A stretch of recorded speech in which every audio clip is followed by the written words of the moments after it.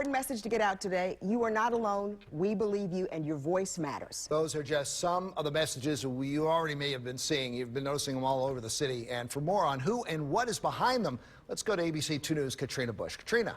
Yeah, it's a national organization called Force, based right here in Baltimore. They're not only artists creating highly visible public art, they are activists and survivors. There is always work to be done at Force, but this week and the coming weeks have been and will be big for the organization dedicated to upsetting rape culture. We have a campaign going on called Not Alone Baltimore. Co-founder and co-director Hannah Brancato says their latest work is a series of messages of support. They hope to reach sexual assault and domestic violence survivors all over Baltimore City. We believe that survivors deserve public space to heal, and they deserve their communities to support them rather than shame them.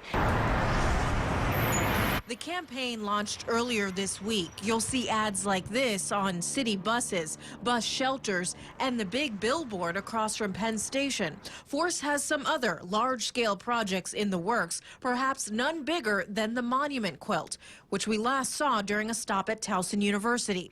It's a collection of stories from survivors sharing anything they want about their experience. Since the Towson display, the quilt has doubled in size, and the quilt will continue to grow until we have around 6,000 stories, which will blanket the National Mall in a couple of years from now.